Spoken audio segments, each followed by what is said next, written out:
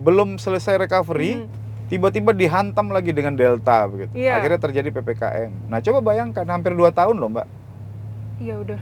Hampir 2 tahun. Nggak kerja sebulan aja bisa nggak makan gitu ya. Apalagi hampir 2 tahun.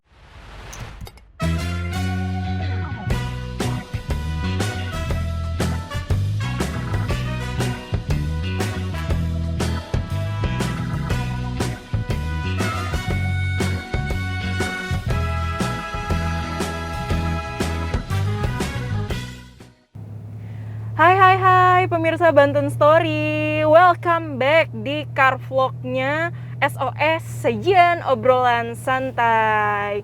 Di sini bersama aku Amel. SOS kali ini akan kedatangan, sudah ditemani oleh narasumber yang sangat-sangat luar biasa.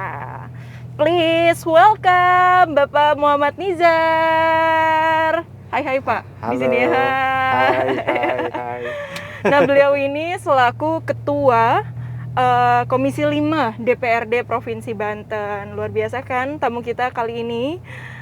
Dan ada pepatah nih Pak mengatakan, tak kenal maka tak sayang gitu ya. Iya. Tak sayang maka tak cinta. Maka dari itu kita pengen tahu nih Pak, sebenarnya Pak Nizar ini backgroundnya seperti apa, nama panggilannya apa, terus juga sampai nanti akhirnya kenapa sih sampai terjun ke dunia politik? Silakan Pak Nizar.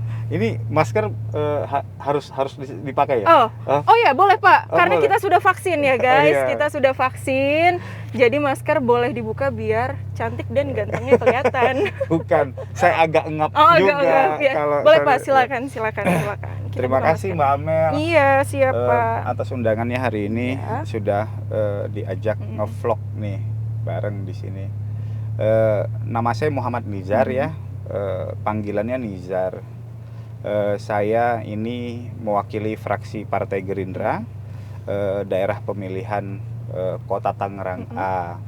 Ada 8 kecamatan, karena memang Kota Tangerang itu dapilnya dibagi 2 dapil karena ketentuan undang-undang yang menyatakan satu dapil itu maksimal 12 kursi. Karena perwakilan Kota Tangerang itu 14 kursi, maka dipecah 2. Jadi dapil A dan dapil B. Dapil A itu 8 kursi, dapil B itu 6 kursi.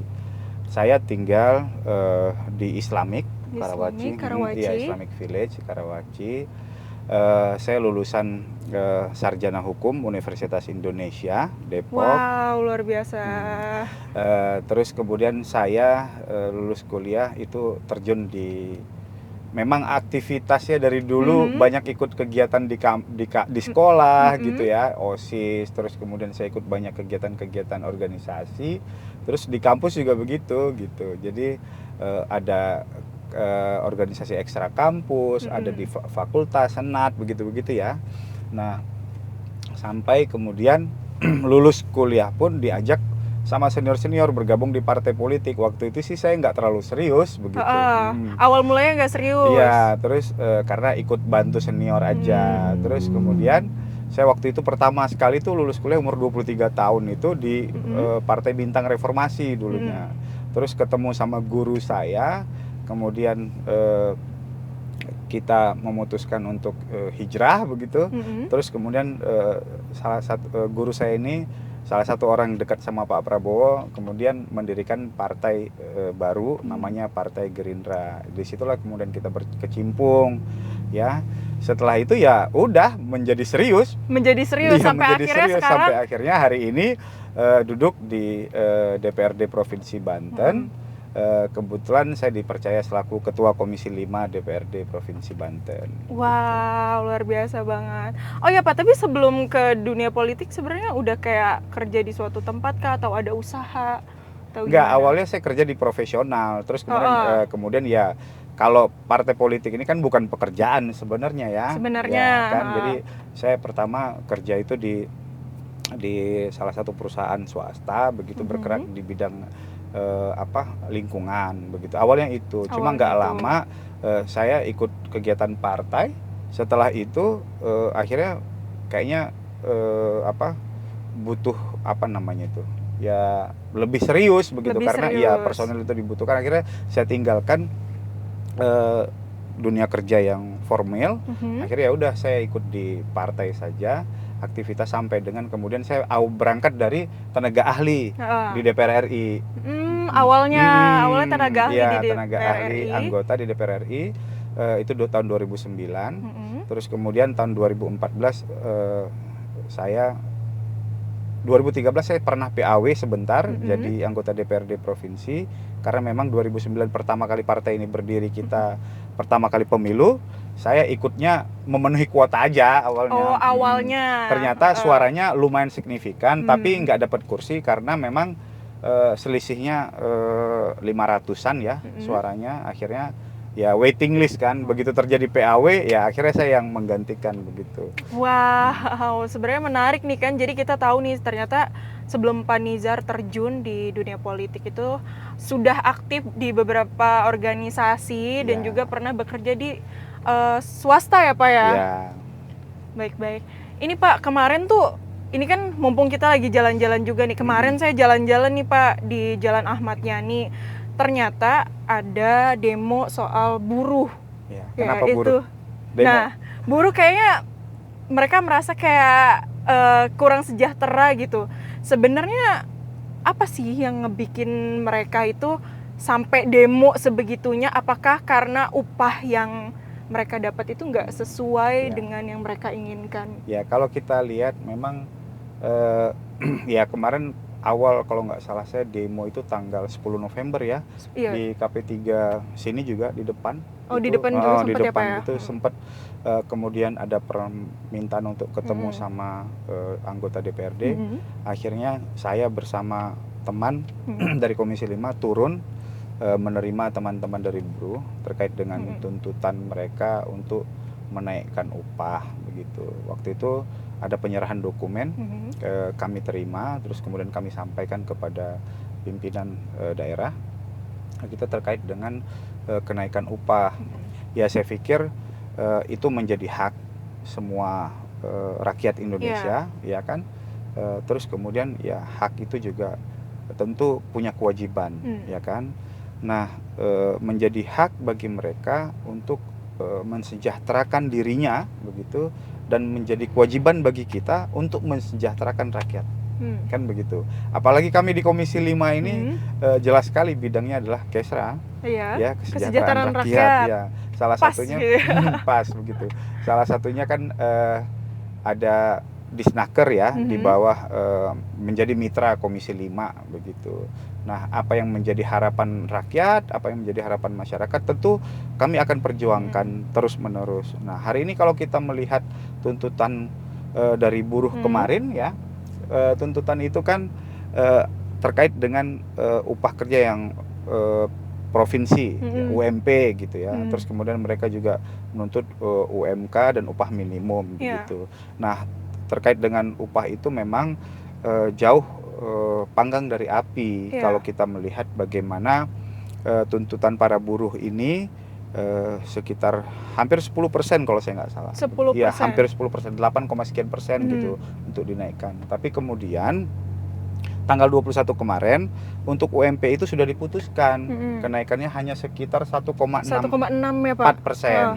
1,64%. 1,64% itu kalau dikonversikan kira-kira sekitar 40.000.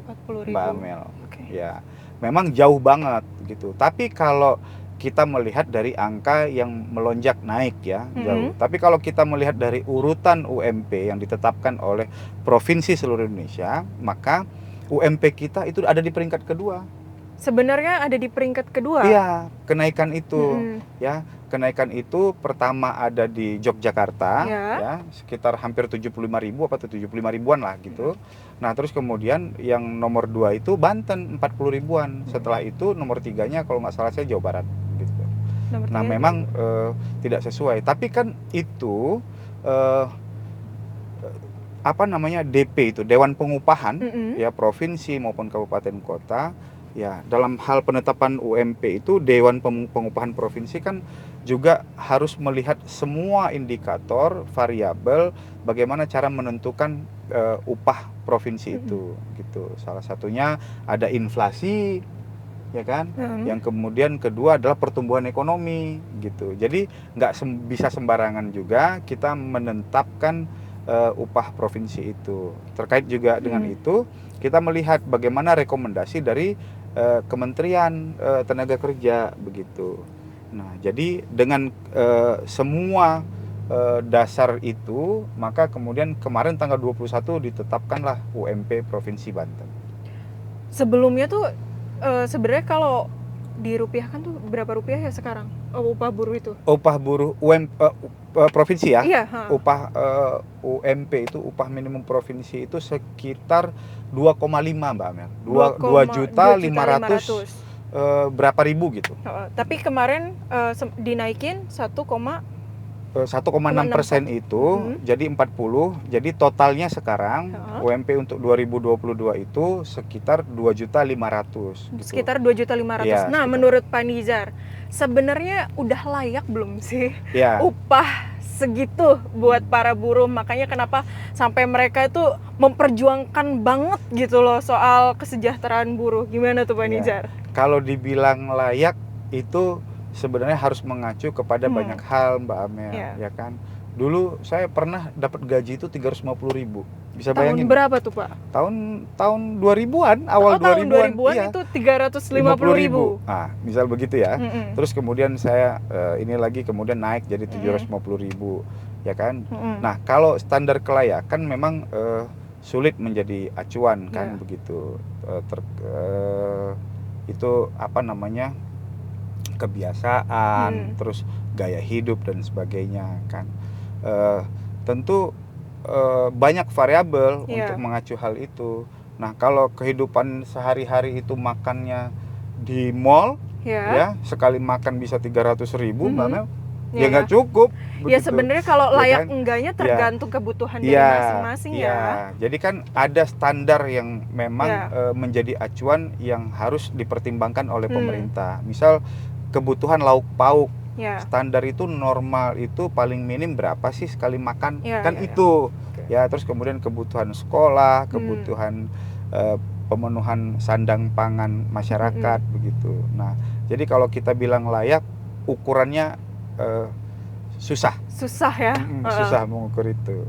Tapi Pak, kalau di Banten ini ya, kan emang sebenarnya daerah industri, banyak sekali buruh, tapi rata-rata buruhnya emang orang lokal atau emang dari orang luar Banten? Iya, jadi itu yang memang sedang kita gencarkan Mbak Amel, bahwa report dari Dinas Tenaga Kerja itu yang tercatat hari ini itu sebanyak 23.000. 23.000 buruh? Bukan, 23.000 kurang lebih industri yang ada di Provinsi Banten. 23.000 yang ada di Provinsi Banten, yang tercatat sampai dengan industri. Hari ini. Ya, industri. Artinya pabrik dan sebagainya, ya kan. Dari menengah, dari atas, dari besar, menengah sampai yang kecil, begitu yang tercatat, yang sudah melaporkan, gitu ya. Nah, kalau kita hitung 100.000 orang per pabrik berapa? 23 juta. Iya, 23. Penduduk kita 12 juta. Lebih malah, ya nggak? Nah, kalau kita hitung prioritasnya ada 500, berarti ada 11 juta, cukup. Tapi kan nggak semua menjadi buruh kan? Ada petani, ada pengusaha. Ada kayak aku, freelance, menjadi host. Terus ada abdi negara, ya, ada TNI, ada Polri. Ada yang usaha, macam-macam ya. Nah, artinya kalau kita genjot ke angka itu, misal 100 orang aja satu pabrik, ya tentu itu menjadi berapa orang, ya kan? Nah, ini yang saya secara pribadi ini adalah paradoks gitu, bertolak belakang, gitu, paradoks. Kenapa 23.000 industri tapi kok angka pengangguran kita luar biasa tinggi? Nah itu Pak, karena setahu saya Banten itu sempat menduduki peringkat pertama tingkat pengangguran selama 3 kali ya. Terus peringkat kedua sampai akhirnya TPT sekarang, namanya tuh. TPT ya. Sampai akhirnya peringkat ketiga sekarang. Sedangkan kawasan industri kita sangat luar biasa sekali. Cuma kenapa tingkat penganggurannya itu banyak banget? Ya, jadi tingkat pengangguran itu TPT ini tentu dihitung dari angkatan kerja. Ya. Jadi Mbak Amel paham nggak angkatan kerja? yang angkatan maksudnya Heeh. level yang mana hari ini sudah posisinya kerja. Misal lulus SMK, Oh, ya lulus SMK. Nah, kalau SMK itu kan sekolah vokasi ya, dia lebih konsentrasi setelah lulus dia bekerja begitu. Iya. Ya, kalau SMA kan melanjutkan ke perguruan tinggi kan Iya. begitu. Nah, kalau dia lulus SMK, terus kemudian dia tidak bekerja dan dia tidak melanjutkan kepada perguruan tinggi, maka ini masuk dalam kategori pengangguran. Oh, Begitu, angkatan kerja yang memang harusnya sudah bekerja tapi tidak bekerja gitu. Tapi kalau kemudian dia SMK atau SMA, dia melanjutkan ke perguruan tinggi, ya, atau dia short course atau apalah ikut pelatihan, nah itu tidak masuk dalam angkatan kerja. Maka salah satu indikator yang menyebutkan TPT kita tertinggi itu adalah produk SMK. Iya.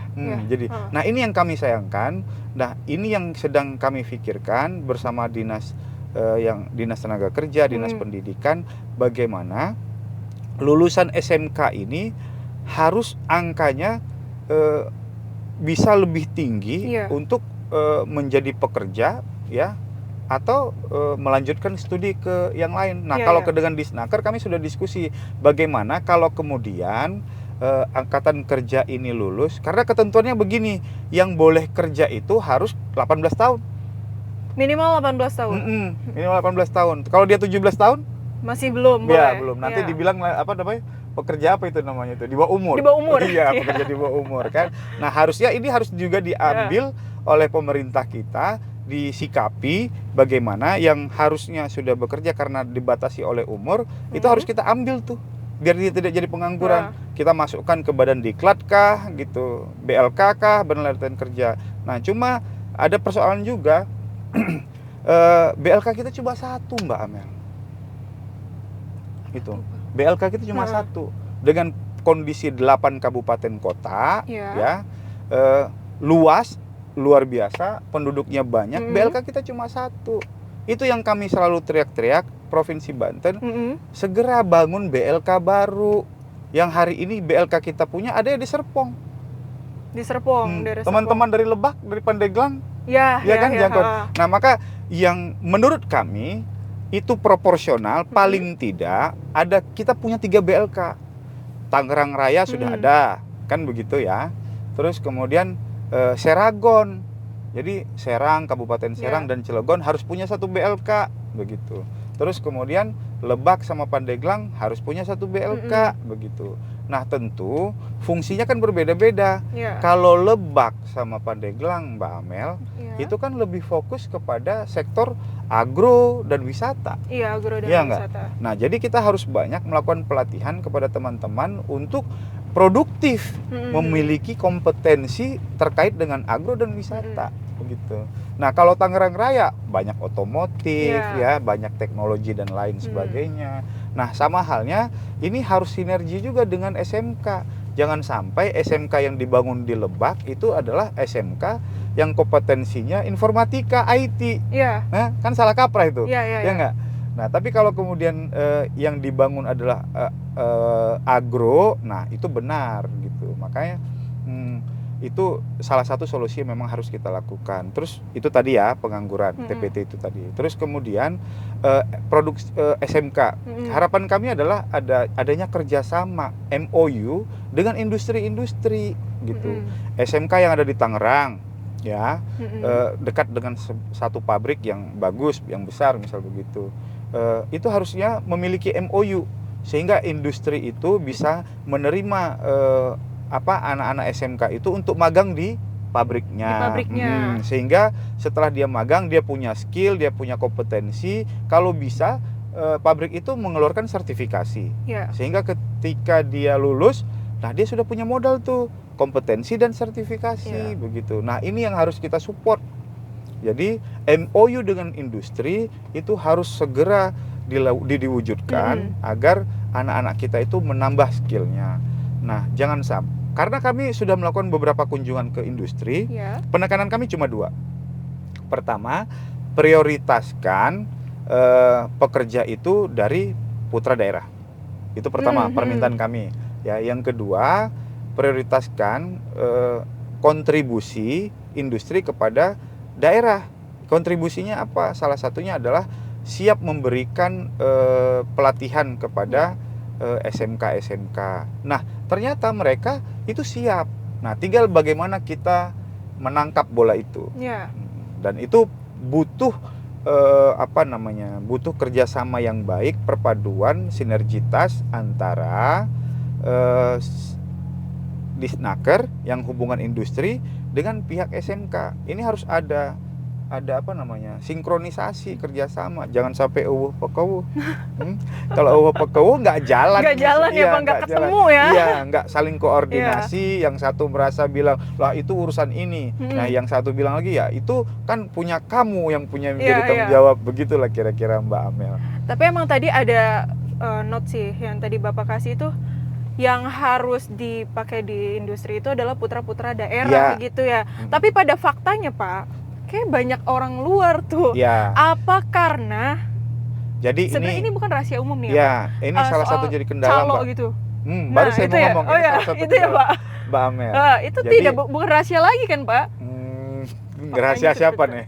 Rahasia itu yang saya mau sampaikan juga begitu. Jadi problem dari Disnaker sudah disampaikan kepada kita juga. Tapi memang ini butuh keberanian, butuh ketekadon yang utuh dari pemimpin kita untuk meminimalisir. Karena begini, ya kita ambil salah satu contoh di daerah timur lah ya.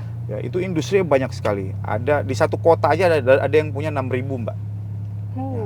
Cuma sulitnya kita mensuplai tenaga kerja karena ada juga pihak-pihak yang memanfaatkan ruang itu gitu. Ada yang merasa jagoan di situ, yang punya ini oknum-oknum itu, sehingga dia seolah-olah yang paling berkuasa untuk bisa memasukkan mensuplai tenaga kerja.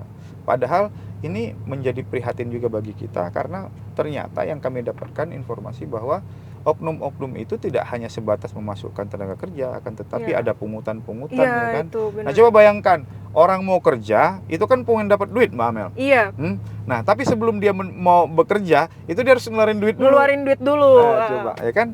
Nah, ini butuh butuh keberanian kita semua. Soal tadi ya, soal calo oknum-oknum itu. Oknum. Ya ada berlindung di balik nama yayasan. Ya, nama macam-macam lah Mbak Amel. Ya itulah realita yang hari ini terjadi di. Ya memang realitanya seperti itu sih. Gitu. Makanya mungkin salah satu alasannya kenapa gak terlalu banyak putra daerah, mungkin orang-orang yang dari luar itu mereka lebih berani mengeluarkan duit untuk masuk ke satu industri. Nah, ini ada lagi yang menarik sebenarnya. Makanya ini kita nggak bisa nggak bisa sembarangan. Kita harus kaji, kita harus telaah terkait dengan upah, upah. Ada daerah yang upahnya jauh di bawah provinsi kita. UMP-nya, UMK-nya gitu. UM-nya, upah minimum. Nah, jadi kalau kemudian ini daerah ini dianggap jauh dari kita, tentu ini kan bagian dari cost produksi, cost produksi. Nah, pengusaha-pengusaha kadang-kadang, apalagi pabrik yang puluhan ribu karyawannya, ini kan coba bayangin, kalau selisihnya 1 juta, kalau kali 50.000 aja udah berapa, ya nggak? Nah, sehingga kalau memang margin keuntungannya ternyata lebih menjanjikan di daerah lain, karena UMP-nya itu, karena upahnya itu, mereka akhirnya memilih untuk hengkang dari Banten begitu. Ya kan? Kan ini sudah beberapa kali terjadi terkait dengan sekitar 7 industri besar di Provinsi Banten yang pada saat Covid itu pindah ke provinsi lain, bukan karena Covid, Mbak. Tapi karena pertama ya itu tadi alasannya, kos produksinya yang rendah. Upahnya lebih rendah, sehingga mereka lebih memilih untuk memindahkan pabrik mereka. Itu satu tuh yang harus kita kaji telaah. Jadi nggak bisa juga sembarangan. Mampu nggak nih si pengusaha untuk membayar gaji kan? Jangan sampai nanti kemudian dia nggak mampu, akhirnya dia pindah industrinya, yang rugi kan kita juga. Ya. Itu satu. Yang kedua, nah kalau kemudian upah kita tinggi, ya kan itu tentu menjadi sebuah janji yang menggiurkan bagi orang-orang. Ya. Ya, jadi maka kemudian ada orang-orang yang nganggur di daerah lain, di provinsi lain, melihat wah itu Banten itu gajinya tinggi. Akhirnya banyaklah mereka berbondong-bondong yang datang ke sini. Sehingga itu yang menjadi ruang, pabriknya banyak gitu, Ya. tapi putra daerahnya yang bekerja di pabrik kita ini ya banyak orang luar. Banyak orang Ya. luar. Ya ini yang harus kita kaji. Nah ini harus ada kebijakan dan regulasi yang itu tadi saya bilang, keberanian kita begitu.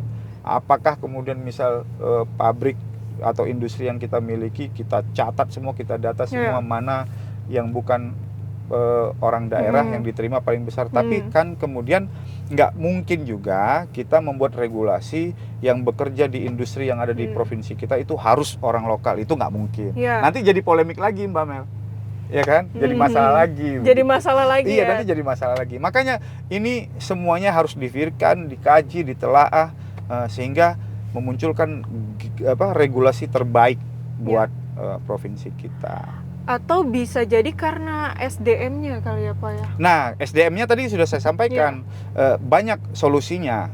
Ya, kita misal dengan tadi pelatihan, BLK ya, BLK, terus kemudian dinas provinsi ini harus banyak membuatkan kegiatan-kegiatan program pelatihan, sertifikasi dan sebagainya, meningkatkan kompetensi gitu ya. Ya, kalau itu solusinya lebih mudah lah, relatif lebih mudah kalau untuk kemampuan itu. Jadi memang kalau dari Bapak sendiri ya sebagai wakil rakyat gitu ya sudah mengusahakan gitu ya, sudah mengusahakan. Tentu gini, iya Mbak Amel, karena DPRD ini lebih kepada kebijakan. Ya kan, lebih kepada kebijakan. Kebijakan yang mana? Penganggaran. Kita sepakati anggaran ini sebesar ini, misal gitu. Kan? Kebijakannya di situ. Nah, uangnya siapa yang pakai? Yang gunakan ya eksekutif. Selaku eksekutor. Programnya, teknisnya ini kan kita nggak terlalu paham tuh detailnya ya. Misal SSH-nya sekian kan kita nggak terlalu banyak ngurusin urusan itu. Yang paling penting buat kita adalah ini mau dibuat apa? Ya, anggarannya butuh berapa? Oke, kita setujui karena ini memang untuk kepentingan rakyat, misal begitu. Itu satu. Yang kedua, aturan, ya kan? Aturan tentu ada dua, bisa dari eksekutif saja melalui pergub gitu.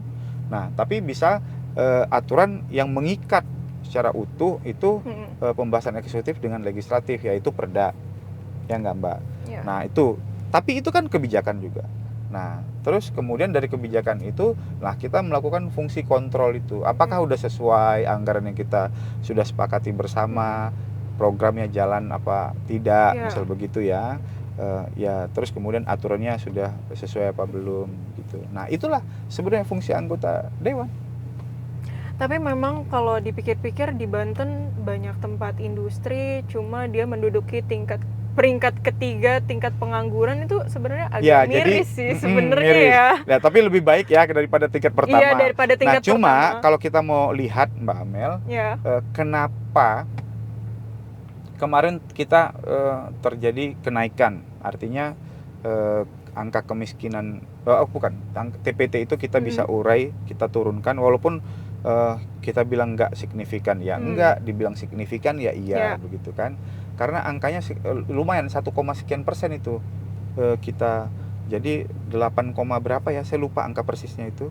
Nah, membuat kita turun peringkatnya jadi peringkat ketiga. Ini kan prestasi.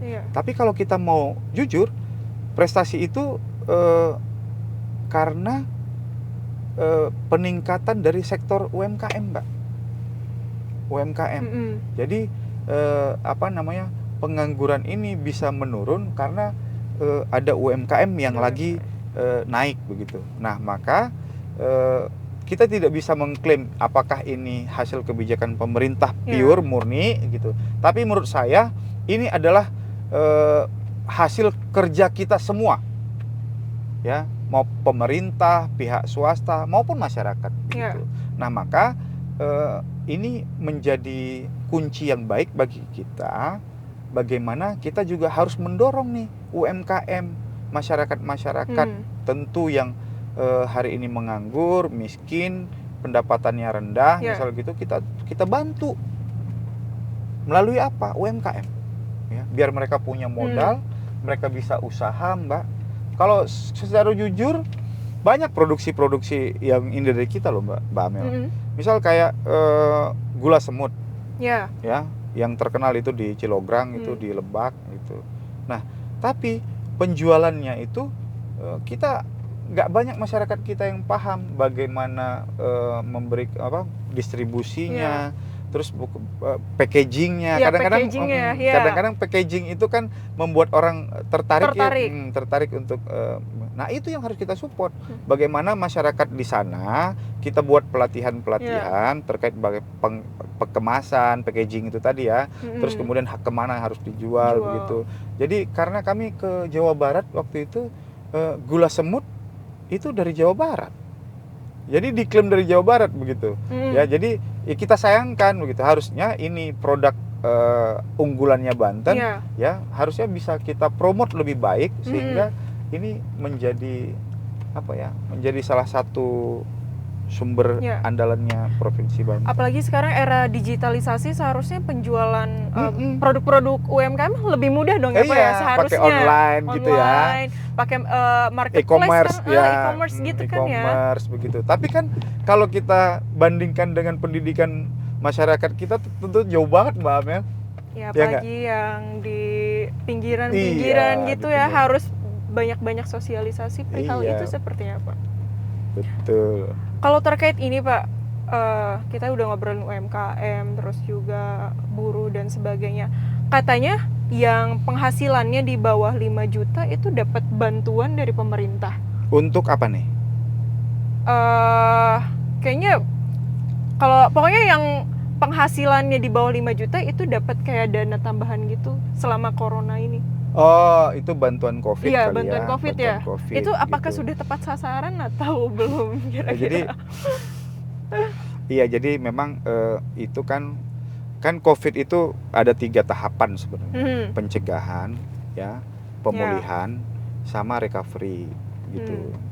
Jadi pemulihan itu yang maksud pengobatan kan. Leading sektornya itu beda-beda. Walaupun itu semua di Komisi 5 Mbak Amel. Oh, itu semua di Komisi 5. Iya, misal pencegahan itu kan BPBD ya, penanggulangannya. Terus kemudian penyembuhan atau pemulihan itu ada di kesehatan gitu. Terus kemudian di tingkat bantuan atau recovery itu terkait yang terdampak. Ya, terdampak itu di dinas sosial gitu. Memang itu ada variabelnya juga yang kemudian pemerintah itu mengeluarkan kebijakan membantu orang terdampak. Nah, tidak mesti orang yang banyak duit sebenarnya. Siapapun yang terdampak ya harus dibantu. Nah, itu kalau dari dinas sosial itu ya ada lansia, ada orang penghasilannya rendah yang tadi Mbak Amel bilang, ada ukuran itu ada ukuran-ukurannya. Terus kemudian dari Disnaker juga begitu. Disnaker itu misal ada bantuan terkait dengan tenaga kerja yang dirumahkan, ya kan, sementara maupun tanpa kejelasan begitu, itu dibantu juga. Nah, kalau kemarin itu pemerintah pusat itu membantu bentuknya dalam bentuk sembako. Tapi saya apresiasi juga untuk pemerintah provinsi mau memberikan bantuan terkait dengan uang tunai. Berupa uang tunai. Ya, uang tunai. Walaupun ya kalau kita bilang cukup ya nggak cukup ya Mbak. Tapi paling nggak program itu membuat masyarakat melihat bahwa pemerintah itu hadir, membantu, berperan untuk menanggulangi lah, kira-kira begitu. Tapi kira-kira tepat sasaran nggak tuh Pak? Nah, pertanyaan Mbak Amel itu tepat sasarannya. Memang dan datanya tuh dari mana gitu? Kalau data dari misal dinas sosial, dinas sosial itu kan datanya dari kabupaten kota. Kabupaten kota, kalau provinsi kan hanya memverifikasi data biar tidak jadi tumpang tindih kan gitu. Nah, yang data dari provinsi itu diberikan sesuai dengan bantuan provinsi. Ada memang Mbak Amel, tapi nggak semua. Ya. Jadi adalah di bawah itu laporan bahwa si A ini berhak dapat, tapi dia nggak dapat. Si B ini nggak berhak dapat, Hmm. tapi dia dapat, begitu kan. Nah, tentu ini menjadi evaluasi kita bersama. Makanya data yang dimiliki oleh dinas sosial maupun dinas tenaga kerja itu datanya tidak stagnan, dia terus bergerak pendataan itu. Nah, evaluasi ini perlu dilakukan agar yang tadi itu ketika kita mendapatkan laporan, ya dapat laporan terus dia bilang ini nggak benar, harus dicek, diverifikasi begitu, ya harus hilang dari data itu. Ada, Mbak. Jadi data itu terus berganti-ganti apa ya? Ya, terus dia tidak stagnan, apa istilahnya? Tidak statis ya, tidak statis. Dia dinamis data itu. Oke.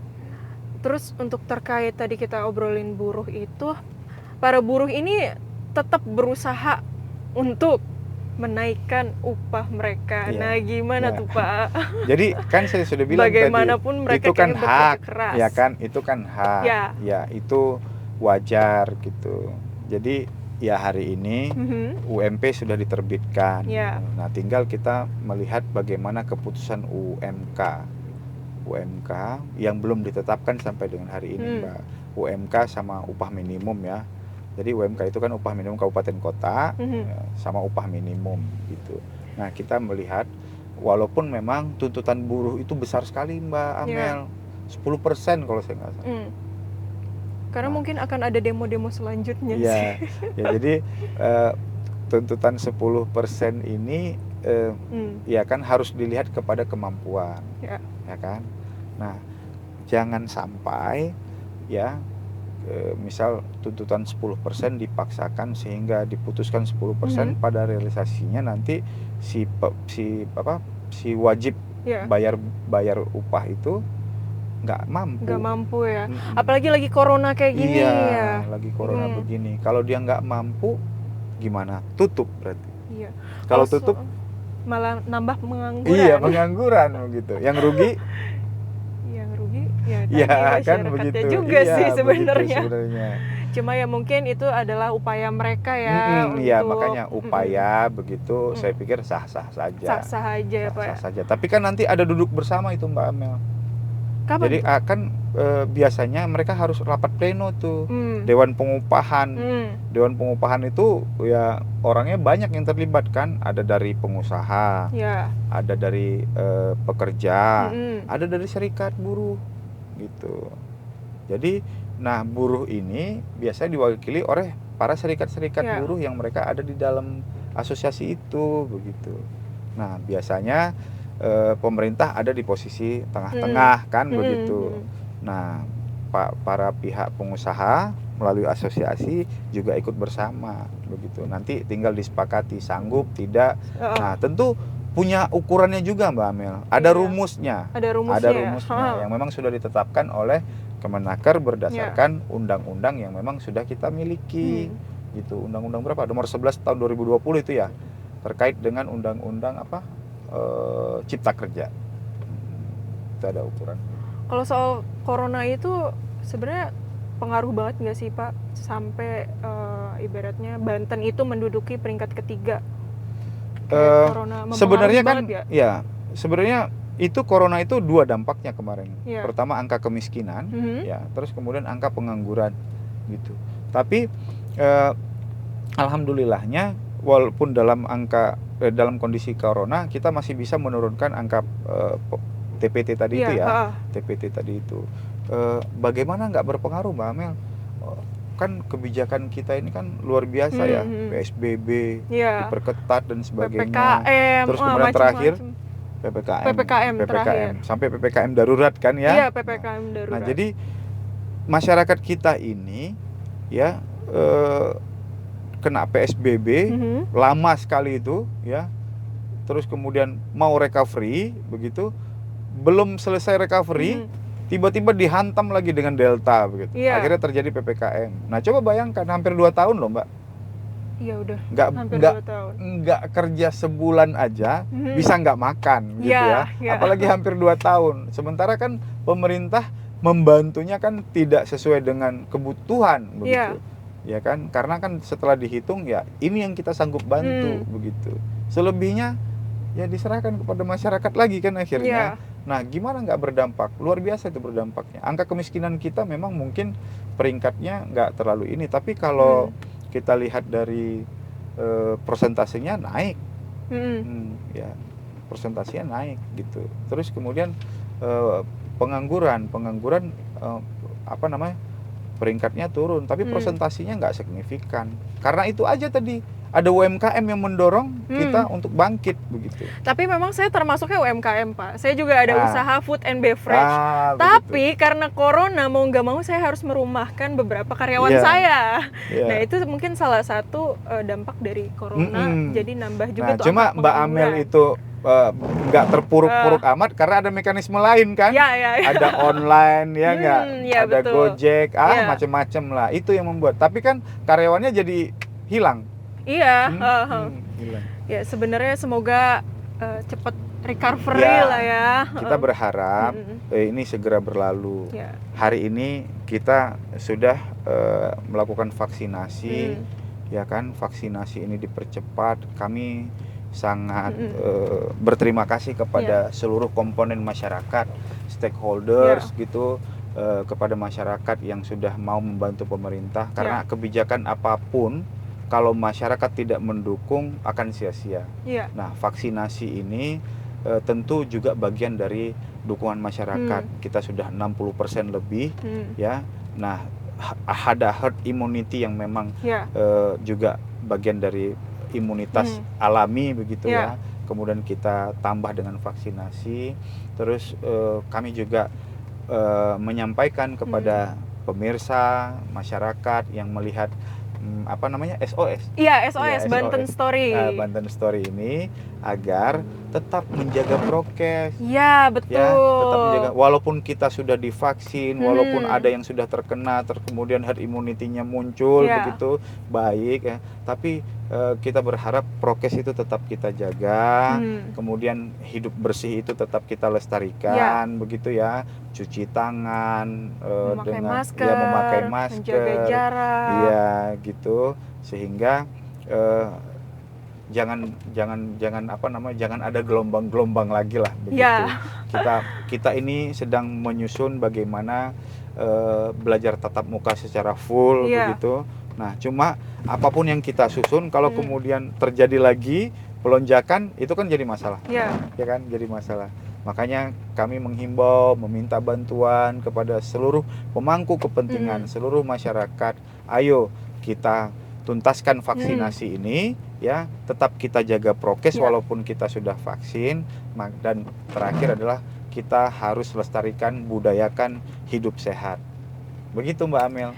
Begitu teman-teman, jadi kita tadi udah ngobrol banyak banget sama Pak Nidjar, dari mulai background beliau, terus juga kita ngobrolin tentang corona, pengangguran, tentang kesejahteraan buruh, dan tadi sampai akhirnya Pak Nidjar kasih statement semangat untuk teman-teman, bagaimana kita sama-sama ya Pak ya, untuk merecovery ekonomi gitu. Kita harus membantu program pemerintah bagaimana pemulihan ekonomi nasional ini bisa selaras dengan kebijakan yang ada di daerah masing-masing.